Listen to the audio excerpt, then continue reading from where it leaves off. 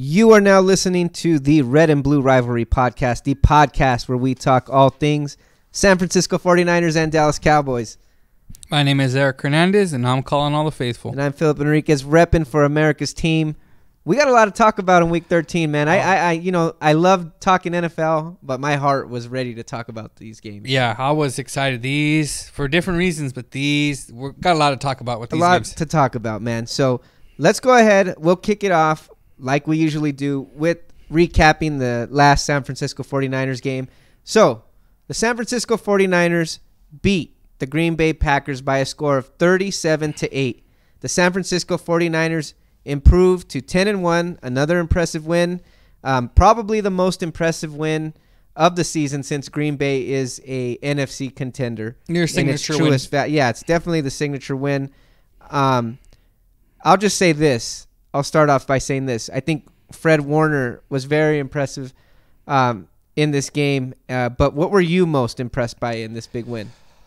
Oh, man, just the relentless. They were just relentless with this. And their defense, they got it started quickly. I mean, everyone thought that Aaron Rodgers was going to go off. Not a crazy, but he would make plays, and they completely shut him down.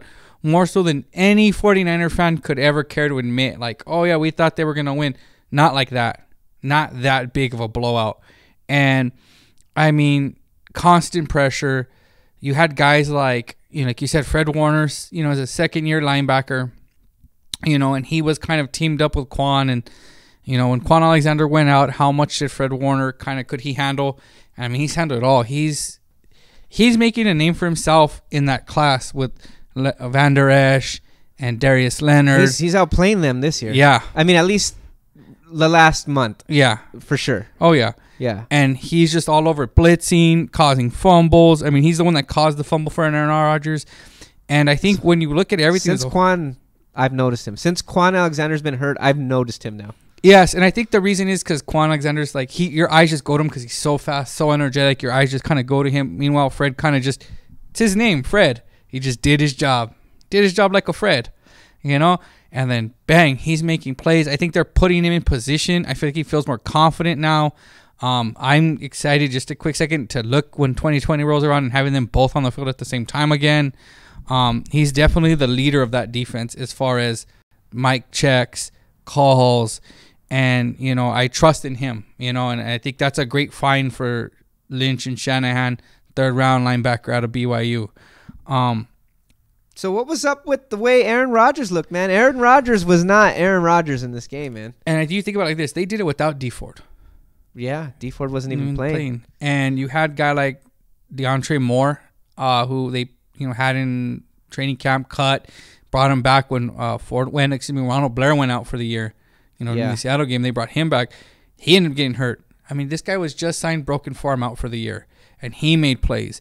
And Bosa, and just the image I will always have when it comes to that is that stunt where Eric Armstead went around the tackle and literally went into the air to sack Aaron Rodgers. I mean, that is such an amazing image.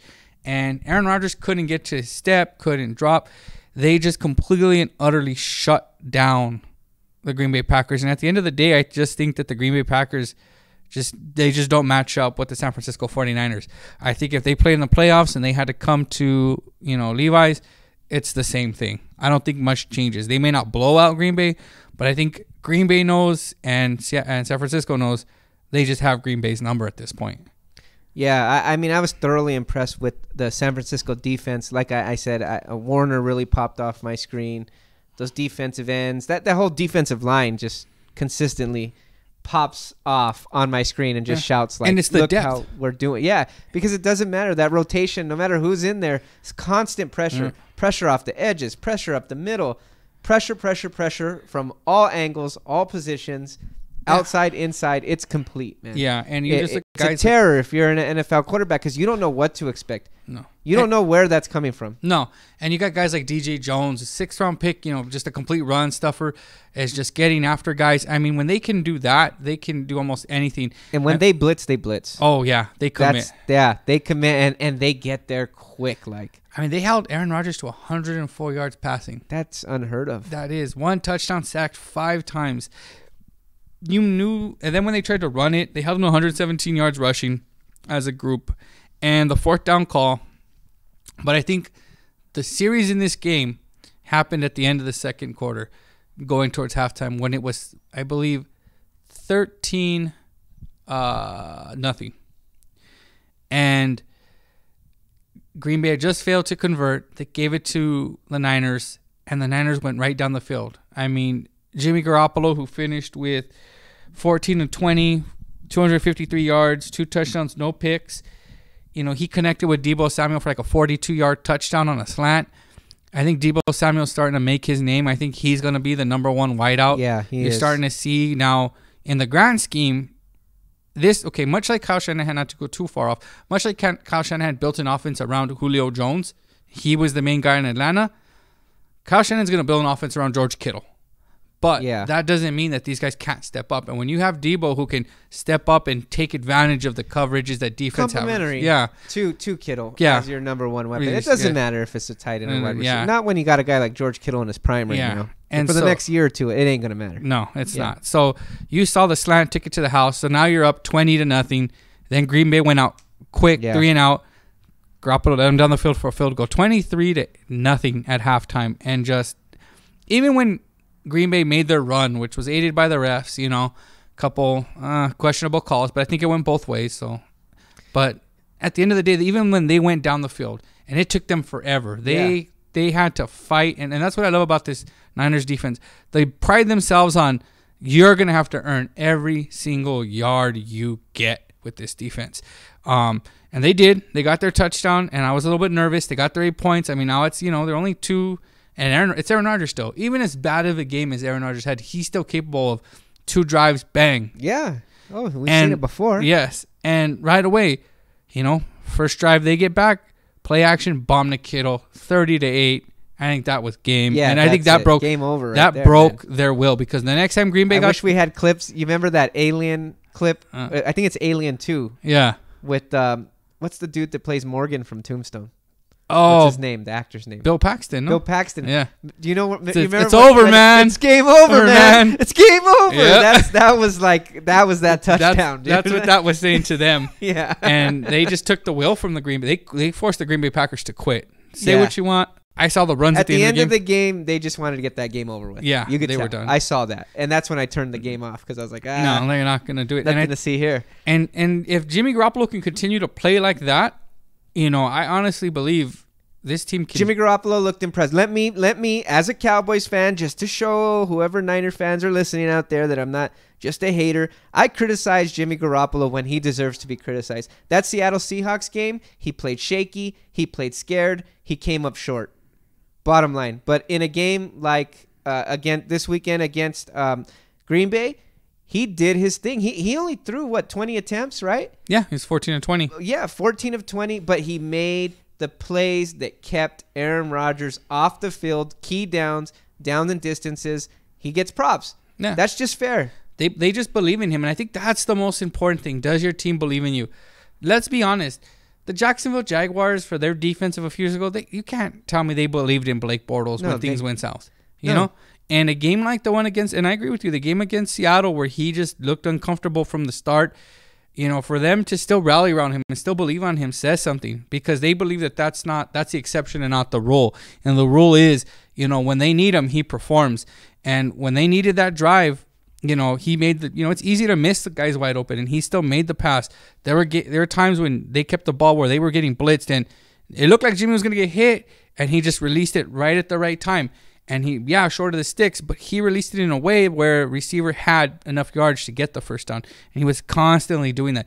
If he can cut down on just he's going to throw picks. I think if you're a Niners fan, you just have to kind of... But he does have to cut down on those when... look at... You guys got Baltimore on the slate. He can't... You may not be able to afford one or two of those against a team like Baltimore. No. I think you have to live with the ones where he throws it to the receivers and they bounce off his hands. I'm talking about those. Yeah, that happens. That happens. That's the ones, because those are going to happen. The ones you can't, and I agree with you, is those just when the linebacker's lurking and he doesn't see them and he throws. You can't afford those because you're just completely not letting anybody make a play.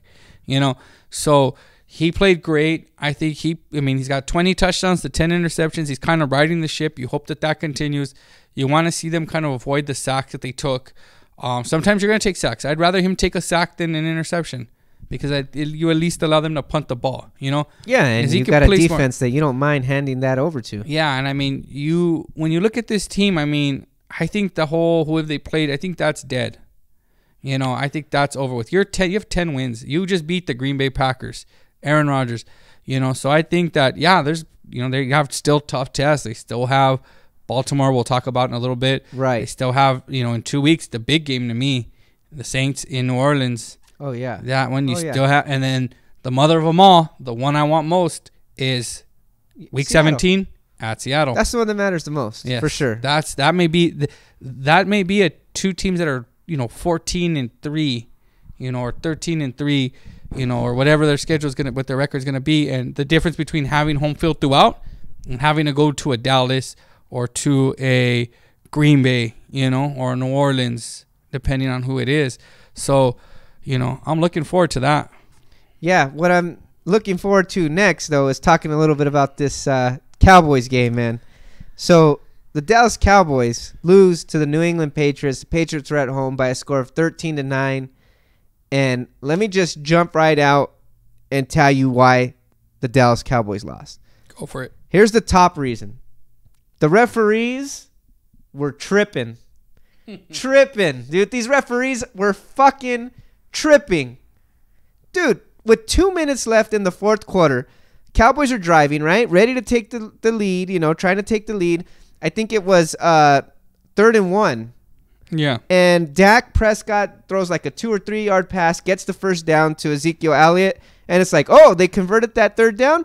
Oh, wait, we're in New England? Oh, we're on the Coach Belichick payroll? Psh, flag. Out on the floor. Tripping.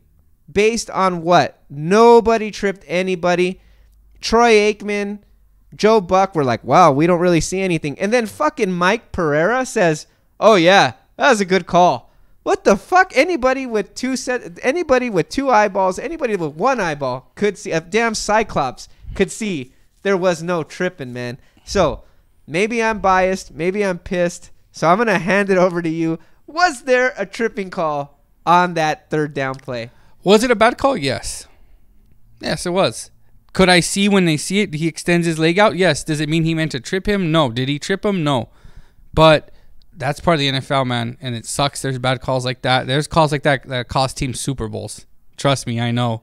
You know.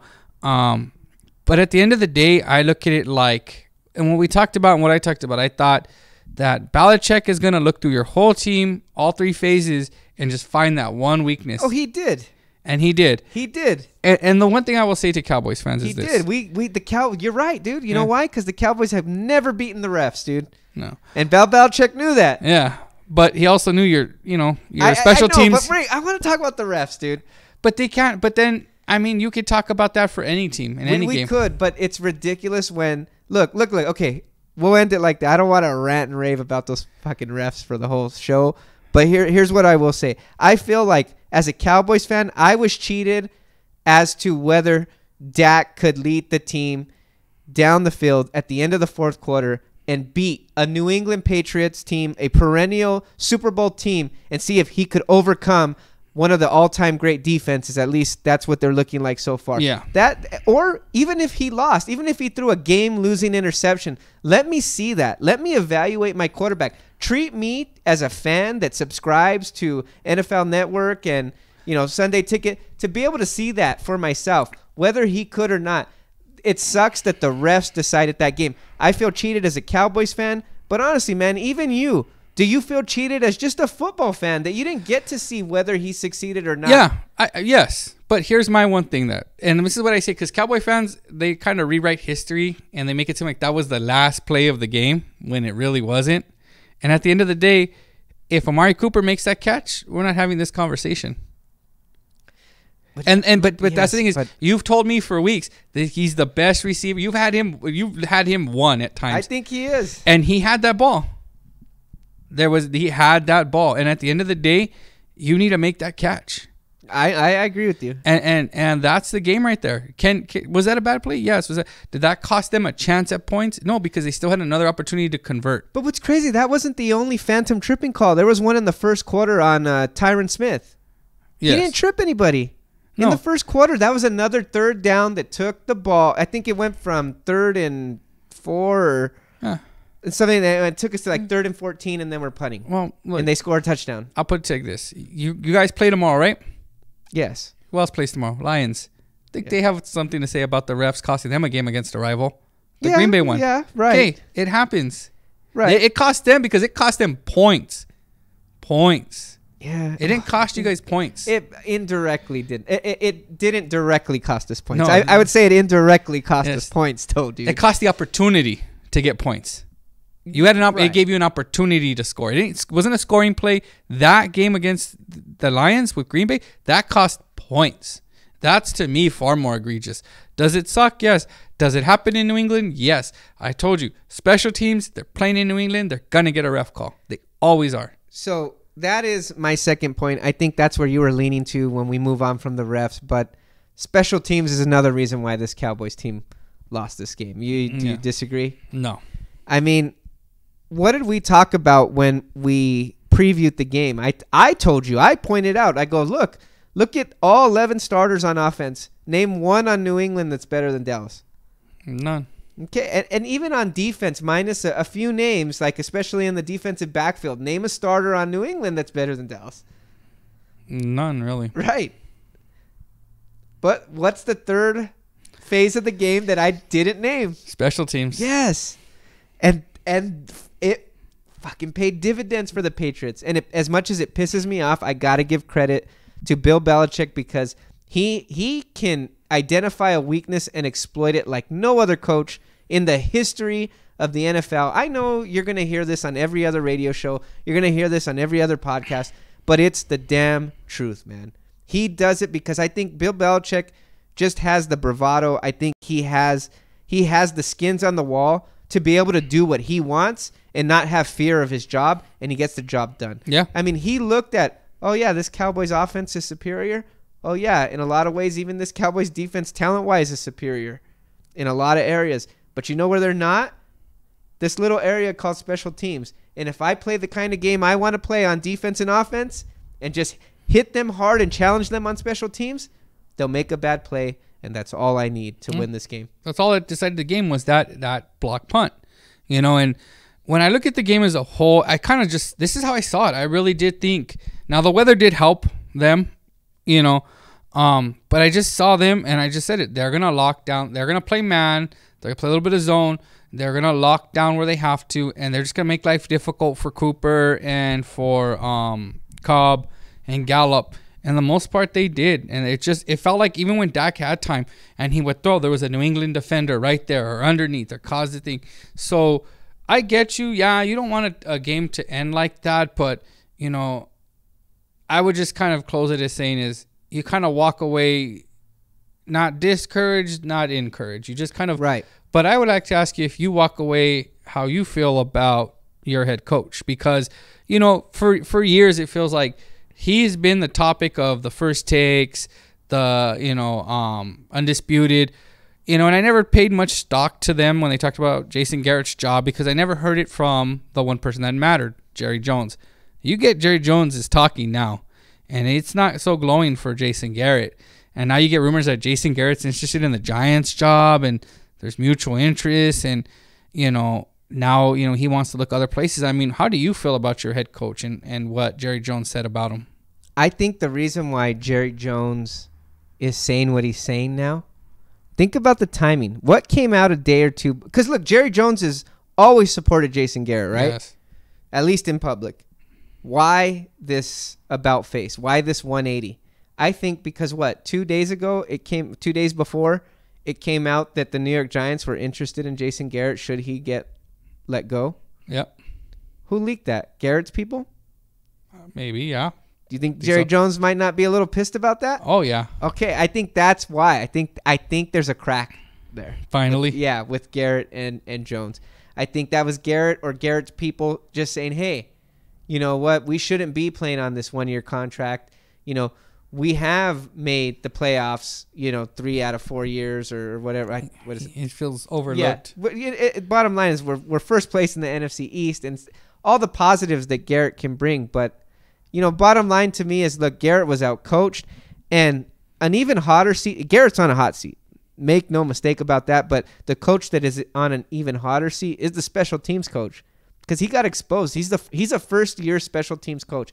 I didn't even think about that. But Bill Belichick probably looked at like, okay, there's Garrett. You know, everybody thinks Garrett's a weakness. People think I'm going to well, okay, wait. Okay, defensive coordinator. Rod Marinelli's been around the block. You know, Chris Richard's been around the block. Keith Quinn, a first-year special teams coach? All right. That's where I'm going to hit. That's where I'm going to hit. And look, I mean, it works like a charm, man. But that's Garrett's fault, because he needs to get more involved in that then, because it's on his dime. Yeah. And he's had a long dime, man. He's been there forever. He's had plenty of time to fine-tune this shit. We shouldn't be having these issues so late in a coaching tenure. I'd rather have these mistakes made on a young coach or a coach gaining experience, because there's no excuses for these to be happening now. No, and when you look at Jason Garrett, I feel like finally, I think maybe he feels underappreciated. Maybe he does feel like, you know what, this is ridiculous. I'm still having to do this. I've made, you know, playoffs after playoffs. I've won division titles. I'm probably the most successful coach they've had since Jimmy Johnson. You know, it's hard to argue with that, I think. Yeah, I mean, right. In a lot of ways, it's true. It's true, you know. And I think Jerry's kind of stuck his neck out for him, because I honestly don't think he'd have stayed around in most other franchises during some of the lean years that they had. And, you know, Jerry Jones stuck by him. And now, like, you're hearing, wait, he wants, not just that the Giants want him, but that there's mutual interest. You know, that is crazy. You know, Jerry Jones been around for a while. He knows who leaks this stuff. I truly believe that. He knows where that leaks. Jerry knows. Yeah. So for him to say, you know what? No, this is on my coaching staff. Why am I paying all of you these guys? I have all of these coaches. But the answer to that question is because maybe your head coach isn't that great. He has to surround himself with so many. Yeah. You know? Right. You know, that's not a good sign. So not when you're making dumb mistakes like this. Look, I made a list of mistakes on special teams only. So New England special teams, right? Matthew Slater. I mean, this guy's their ace, right? Yep. He's the one guy you should block. Yeah. Who's the one guy that didn't get blocked? Matthew Slater, you know? I mean, it's just crazy. I mean, blocks the punt. That leads to 7. Brett Maher misses another field goal. Special teams. Tony Pollard mishandling 2 punts. Special teams. Okay, here's the big one. Late in the fourth quarter, New England did not place a punt returner. Did you see that play? No. They didn't place a punt returner on a punt. Cowboys were punting. There was no punt returner for New England. The Cowboys special teams looked at each other like, what the fuck? What are we supposed to do? There's no punt returner. What? They looked confused. Like, what are we supposed to do? Aren't they supposed to have I've never seen this. You know, we're punting. You should have a punt returner. They were so confused. They got a damn penalty on the play. That's crazy. That's how sloppy it was, man. Yeah. That's how badly coached. That's why Jerry Jones is talking shit right now. Yeah. Because he saw it. We saw it. Troy Aikman saw it, dude. Yeah. Troy Aikman was like, Tony Pollard is way in the end zone. New England's going to kick it, going to kick it short. There's going to be no one to catch that ball. This could be a bad play. Sure enough, kick. Nobody's going after the ball. The ball's bouncing around. New England almost got that ball back. Oh, dang. Things like that, dude. It was bad, dude. When you look at you can listen to the talk shows. You can read. That's like I always tell you. You can read the stats. Stats don't always impress me. What people always say on TV doesn't always impress me. But when you watch that game, that team was outcoached. Yeah. And that's why, you know me, I'm not a big Jason Garrett. I'm not an anti-Garrett guy, but I'm not really a big supporter. But I even say sometimes he's low-hanging fruit, and I feel like lay off the guy. He's not that bad. Mm-hmm. But he got fucking outcoached. I mean, I feel like he's falling down the rankings right now. I just really do. And, I mean, we'll see what happens. They have a big game, a short turnaround against Buffalo. He's going to have a chance to kind of redeem himself. And at the end of the day, when they make it, like you said, they win out and everything works out, they'll keep him. But right now, I mean, it's hard to see him coaching the Dallas Cowboys in 2020, in my opinion. Just as an outsider looking, when Jerry Jones is talking like that about you, and I think it used to come to me and always say, well, who else can we get? Well, at this point, you just got to see. Yeah. You just have to see. You can find the next McVay, the next Shanahan, the next Doug Peterson, the next Frank Reich. You just have to take a shot. You have to swing. Yeah, you have to. You're not going to hit a home run right now. You're just bunting. Yeah. At this point, you're bunting with Garrett. Yeah, I'm with you on that. We're trying to get on base, and who knows, we might. But, like, are we happy with that? No. Right. We're behind in the game, man. Yeah. Let's jump back into 49er talk because there's a big game. Yeah. Okay. 10-1 San Francisco 49ers going to Baltimore. Baltimore's 9-2. San Francisco is the underdog. Yeah. By 4.5 points. Yep. A 10-1 team, an underdog. Yep. It's amazing, man. That tells you about this game. It's an early game. Let me give you the tail of the tape, and then I'll let you give your thoughts. So the San Francisco offense is averaging 30.2 points per game. That's second in the league. I like to go by points more than yards. Oh, I agree. That's me. San Francisco defense is surrendering 14.8. That's second. So you have the second best scoring offense and the second best scoring defense. Baltimore offense is averaging 35.1 points per Number game. one, I'm assuming. Number one. Yeah. In the league by a huge margin. Yes. And the Baltimore defense is surrendering 18.4 points per game. That's fifth in the NFL. I mean, you guys are impressive, but that offense is kind of like, whoa. Because it's a big margin between number one and two. Yeah.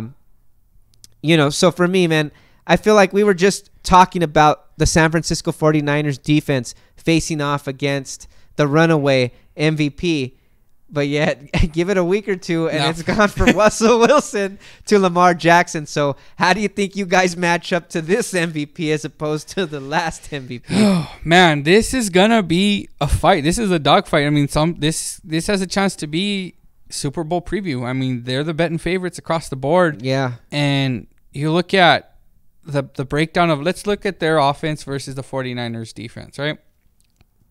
And everybody is wide-eyed and look what they did to the Rams.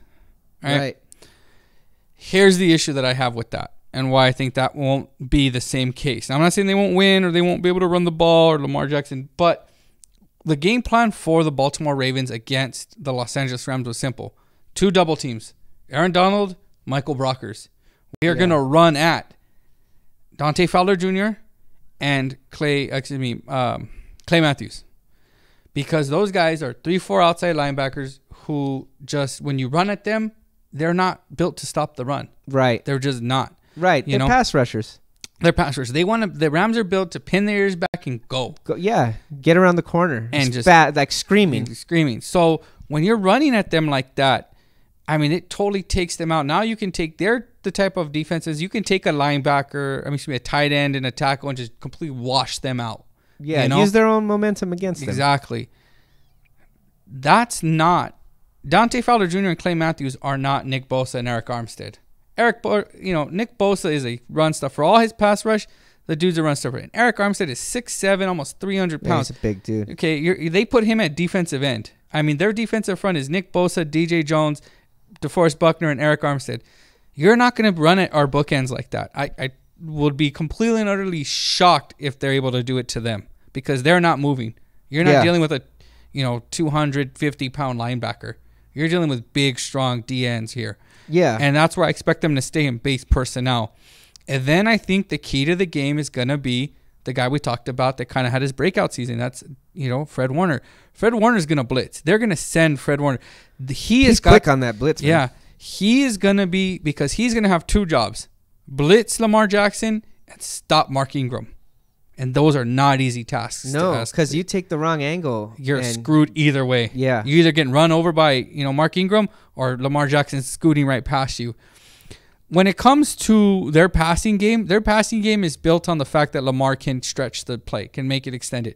And the difference between him and guys and their offense compared to like the offenses of Russell Wilson and the offenses of Arizona, where the myth of the 49ers issues kind of started with, is they're built to run the ball and they are built to just grind you down. Arizona's not built like that. Arizona is a quick shot, quick rhythm. They want to play action, get the ball out of their hands. When you look at Seattle, they are a deep throwing team. That's not Baltimore. Baltimore's going to run they're going to run, 3 tight ends, 2 fullbacks, and then get one of Mark Andrews. That's how they're going to run it. And I think that the Niners can hold up. I don't think the Niners are going to get gashed like the Rams. I don't think that they're going to have their way. I don't think Lamar Jackson is going to have his way with them.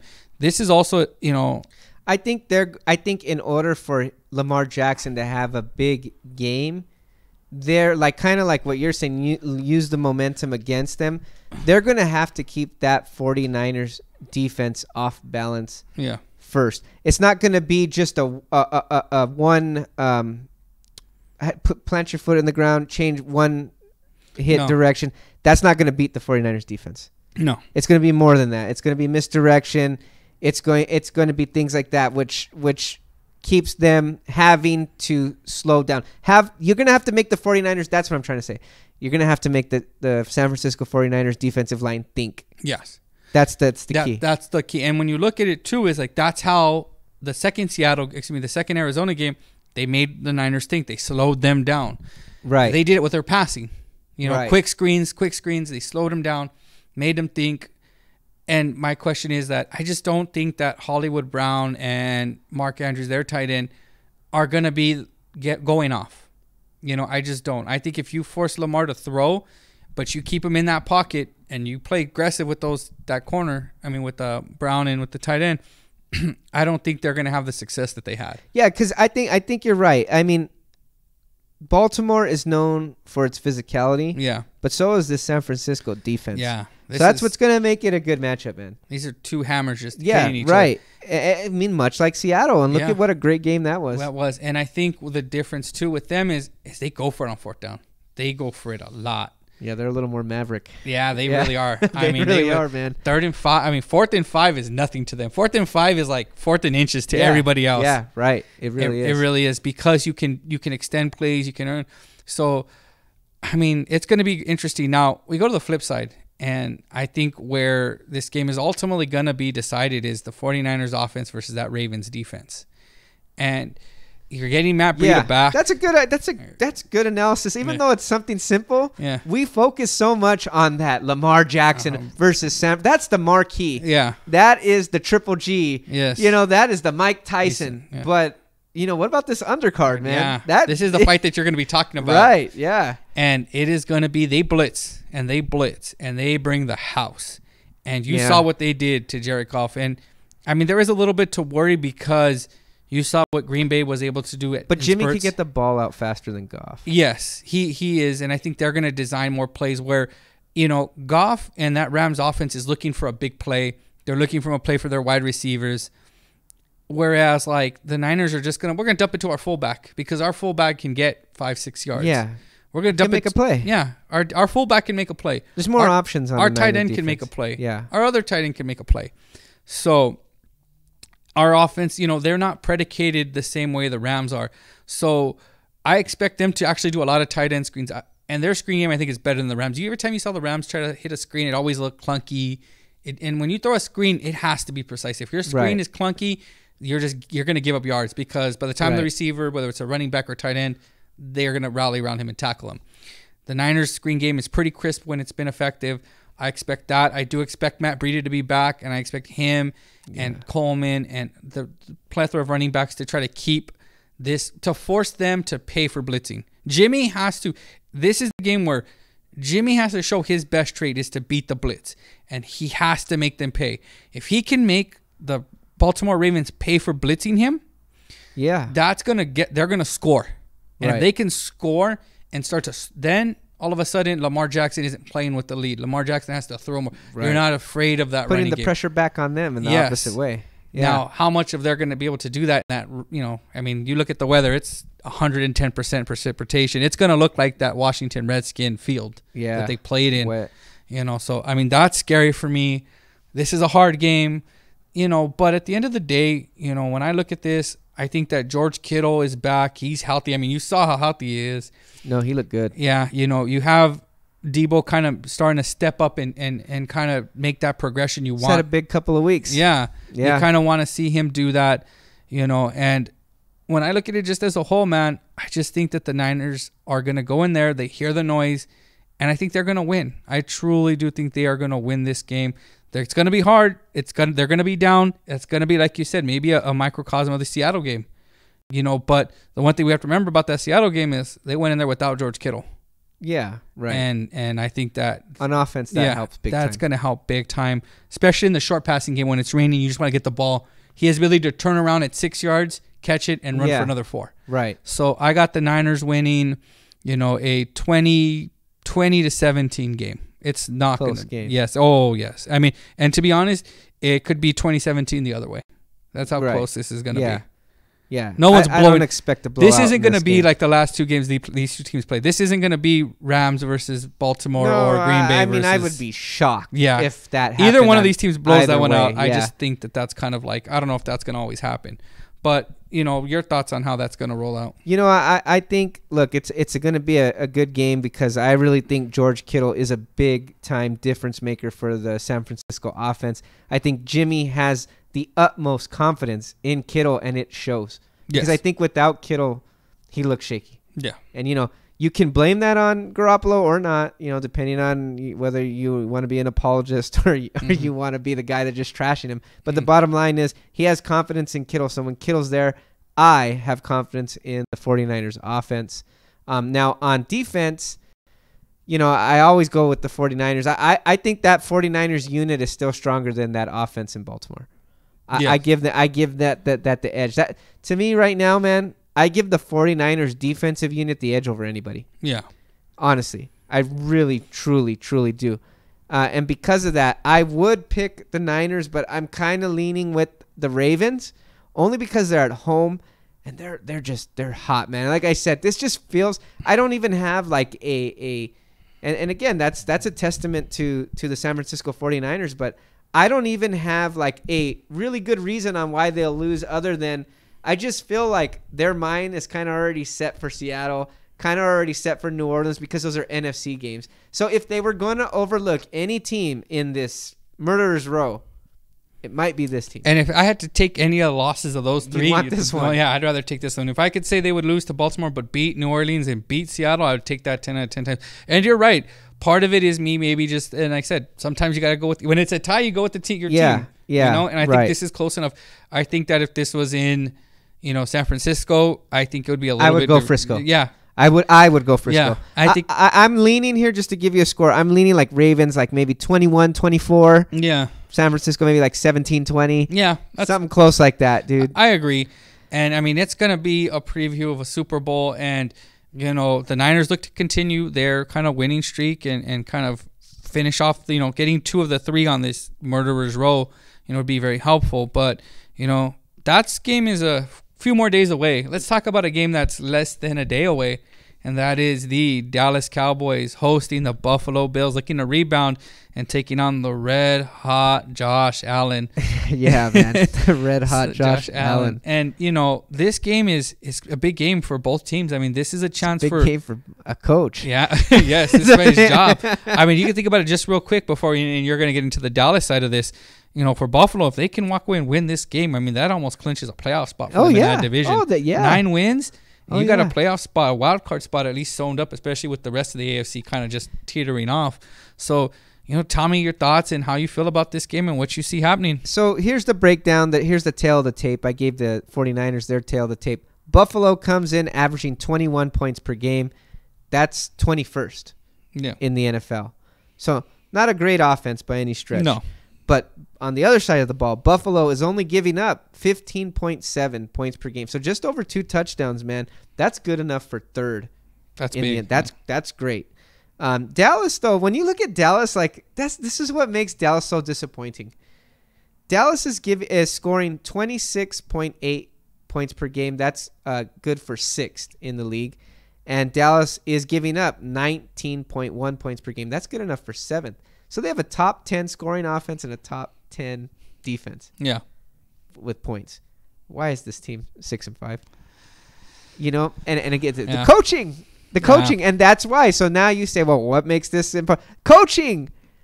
Jason Garrett's got to get this team on track. I don't give a shit how many things are wrong. I don't care how many fires. You know that game Whack-A-Mole? Yeah. Okay, I don't care how many moles got their fucking heads out of the hole. He's got to whack them all. Yeah. That's it. You've had time to win this game. No more excuses. Well, I had to whack this mole, and then this one popped up. Whack them all. Get it done. You whack the Buffalo Bills. It's big time. Dallas, dude, is favored.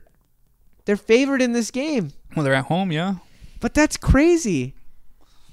I think people look at that game in New England and they just say, like you said, Dallas is the more talented team than New England, and I think that's what the difference is. And I think they're far more talented than Buffalo. And the difference is you're not going up against Bill Belichick again. You're going up against Sean McDermott. Right. So I get that. I mean, the one thing you don't want, and what scares me about this Dallas team is they have this thing of where they should have won. They're like, we could have beat New England. Let's just take a break. Let's just, we should be able to beat the Bills. They're the Bills. We can beat them. And then you look up, and now you're down by 3 touchdowns. Yeah. Because they can't afford to lose this game, though. They can't. They can't. You for this game, you go down to 500. You go down to 500. You got the Philadelphia Eagles, for as bad as they're playing, right in there in the mix, looking at that game, making that next game an even bigger game. Yeah. Then you potential of losing the division, potential of losing a playoff berth. I think Buffalo's going to come in here, and that defense travels. So even though they're in Dallas, like we said, defense and running game travels. My concern is I think that where Dallas has a strong case for giving them the win, that defensive line has been putting a lot more pressure late in the season than it was earlier in the season. That D-line is finally playing as good as I expected them to coming into the season. And Josh Allen, he's kind of a miniature Danny Dimes, where he'll fumble. He'll put the ball on the ground. He doesn't really sense where the rush is coming from. You might get a strip sack. If he can get the ball on the ground, give this offense great field position. That's something that's happened rarely. That only happened in the Philadelphia game, or and maybe the New York Giants game. Yeah. You do that to Buffalo, we can put them down and put them behind. Where now, like you said, now we can use that defense, pin our ears back, and now it's just Josh Allen that has to beat us. I like that kind of game. You don't want Josh Allen with the option to throw or run. You want to force him to throw. Right. Just to play devil's advocate, because I'd also pick Dallas to win this one. I think they answer the call. But if I was to play devil's advocate and drop a picture, you tell me how realistic this is they use kind of like a Cam Newton, Buffalo Bills, where they run and run. Now I think they can run on that defense. Yeah, right. And Josh Allen is big enough and fast enough to kind of, handle it himself. Right. So, how realistic is that they can just control the ball, keep the ball away from the Dallas offense, and kind of grind out Dallas tries late but can ground out a 24-21 win because Dallas just doesn't have enough time. If there was an extra quarter, Dallas would win, but Buffalo just keeps the ball away from them. Can they play keep away from the Dallas Cowboys? Yeah, I think they can, because I think you've seen – and Antoine Woods, I think – hurt his knee or something. Yeah, he was hurt. So the middle of that defense is susceptible to the run before Woods' injury. So they're going to be very susceptible, especially with the short turnaround time. And, guys are probably still banged up, still tired. Is Van Der Esch playing? Van Der Esch has a neck injury. He hasn't been playing. Yeah, I know. They've had Sean Lee. So is he scheduled still? He's out for a while? Or? I'd imagine he's out for a little bit. Yeah. Yeah. Because Garrett mentioned something in the press conference of, I don't think it'll be season ending, so it must be serious to even just kind of suggest that maybe at one point we thought it could be serious. Yeah, like he might be back, but he ain't come back for a few weeks. Yeah, for sure. That's the way it looks like. So, I think you're right, but I think Buffalo's going to have to stay disciplined. That's the key. They're going to have to stay disciplined. They're going to have to be committed to that type of ball game, and they're going to have to, they're going to have to come out to a quick start. Yeah. That's the only way. Yeah. Quick starts, because Dallas really turns it on in the second half of games. And I think one player that will be motivated is Cole Beasley. But let's be fair. I loved Cole Beasley in Dallas. I thought he was a great slot receiver. I think he's one of the most underrated, best slot receivers in the game. What he's doing, what he did for the Cowboys, he's still doing for the Bills. He's doing his thing. But he's just not an explosive weapon. He's not somebody that's going to get a 60-yard touchdown. Yeah, that's just not him. They're not built to be explosive. Right, and because of that, I don't see how this offense can go toe-to-toe for 4 quarters with Dallas. And I know Dallas is, I'm being honest, man, they're playing like a bad team, especially in first halves of games. Yeah. But I just don't see Buffalo having the offensive weapons to be able to put the pressure on Dallas ahead, in the beginning, and I think Dallas will eventually just that the cream rises to the top. And you just don't think they can make those kind of, because Buffalo would need to make like 10, 12, 14 play drives in order to kind of really hurt Dallas, and you just hard to see that. The one matchup I want to talk to you about is, I mean, we talked about what Gilmore did to Amari Cooper. Now, no rest for the wicked. I mean, Amari Cooper now goes up against Tre'Davious White, who's, a great corner in his own right against Buffalo, and I think Buffalo will kind of just sit there and say, okay, take him. They're going to sit there and say, we'll see. We'll adjust after, but we want to see what we can get away with just matching you up against Amari Cooper and going from there. So how do you see maybe that matchup? I see some of that Thanksgiving home cooking, being back at AT&T Stadium, working wonders for Amari. I think the weather had a lot to do with Amari's bad game. Mm-hmm. And like I said, man, I'm not full of excuses, dude. Like, I'm not going to sit here and apologize for him. But fuck it, dude, it was a storm. Yeah. We're in the middle of a storm, Your passing game is the one thing of all the things it suffers the most. Right, and that was our strength. And even Dak, admitted that, hey, I couldn't throw the ball in the first half because until I got the gloves, I didn't feel a good grip on the ball. So I think that hurt too, So I don't see that being a problem in a dome. Well, it's not a dome, but with the roof, and not in a storm. It's not retracted, and in Dallas. I think Amari should bounce back. I think he's kind of hurt, but I think he'll bounce back. I believe in Cooper. I believe in Dak. I believe in this Cowboys offense, and I believe if Jason Garrett doesn't get this job done, his ass is grass as far as being the Cowboys coach. I mean, there's rumors. Mike Florio, and I know Mike Florio may not be the most reliable source, but he's came out and said that the rumor is that if they lose this game to the Bills, that Garrett could be out on Friday. Black Friday. Yeah, Black Friday could be end of job for Jason Garrett. Yeah. It's going to be interesting. Like I said, I just look at it. I think I agree with you where the way Buffalo wins the game is by long sustained drives, and I just don't think that they're going to be able to do that to Dallas. I think it'll be close because they'll do it at the beginning, but holding call, penalty, sack, something will slow them down.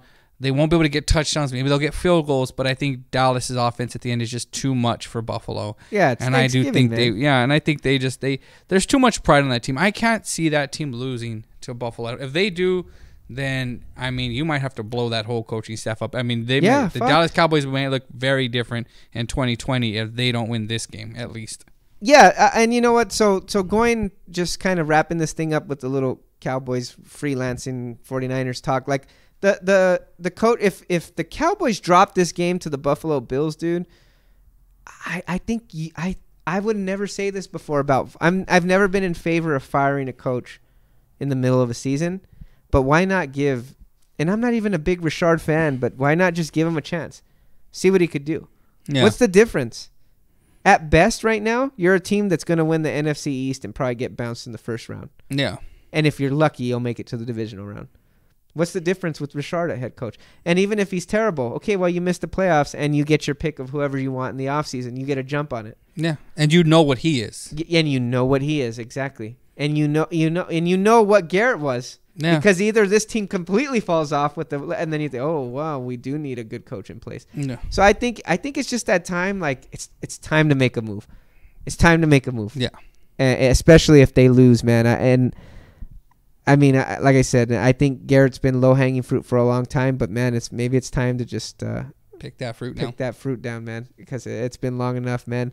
Any last thoughts on San Francisco? I mean, man, dude, you win this game. Okay, Richard Sherman and the moving goalpost. The moving goalpost. What is this moving goalpost in Niner faithful, man? The moving goalpost is this. It's guys like Stephen A. Smith. It's guys like Nick Wright, it's guys like Bomani Jones. It's this mainstream media where, like he says, you judge. First of all, quarterbacks used to get judged by wins. Yeah. And now that's not good enough. Then it was, well, it wasn't. It's this defense. And I agree. But you guys got to remember what people forget is the Pittsburgh game. That's a game-winning touchdown to beat the Pittsburgh Steelers. Yeah. Okay. That's still, and that was a hard throw. That was a difficult throw. Does he throw interceptions? Yes. But guess what? Russell Wilson threw an interception. We don't remember that because he won the game. Let Val without sin throw the first rock, dude. Yeah. Russell Wilson threw a game, but he won. Yet if Jimmy throws that and they win, Jimmy doesn't get the credit. When Drew Brees came back from his injury, They won. He threw an interception. He went 3 touchdowns, 1 interception. We never talk about interceptions when these great players throw touchdowns and win games. Yeah, with Jimmy, that's what we don't talk about the wins. We don't talk about the touchdowns. We talk about the errors. And that's the problem. Oh, we want to see you do it. He did against Arizona. Ah, it was Arizona. We want to see against Green Bay. Oh, yeah, it was Green Bay, but you guys were always up. Well, you know what? The greatest quarterback that ever lived besides Tom Brady, before Tom Brady was a thing, was Joe Montana. Joe Montana had the greatest offensive mind in pro football, and he also had the greatest wide receiver of all time. Yet we never penalized Joe Montana for that. Even when he was just coming up, he was always... You know why, right? Well, he won. It's hardware. Yes. Okay, but Jimmy's never gotten the opportunity. Oh, how do you think I feel about Troy Aikman? He has hardware, and they still talk shit about his stats. It's like, oh, well, he had Emmitt Smith. He had an offensive line. He had Jimmy Johnson. He had the number 1 defense in the league. Well, shit, and he won 3 Super Bowls, and it was a team of the decade. Okay. Just like, Yeah. So, again, you can take credit away from anybody. We can pick and choose who we decide to credit for wins. Yeah, but he doesn't get... Here's the thing is that... But you don't think that if Garoppolo doesn't win a Super Bowl, that all that shit goes away? No. When you win... Yeah, dude. No. Yeah. Because when you win a Super Bowl... You're on another level. You're like on another level. Unless you have to deal with Skip Bayless, who, or Bomani Jones. Or then they win. What is everyone going to point to? Oh, it was the defense. Oh, it was the defense. That's the thing is that, yes, this defense is great, but Jimmy's bailed them out more times than people care to admit. I admit that he's made some great key throws on third downs, like 3rd and longs. I've seen him complete a 3rd and 12 to keep a potential offense from getting back on the field and winning the game. He has.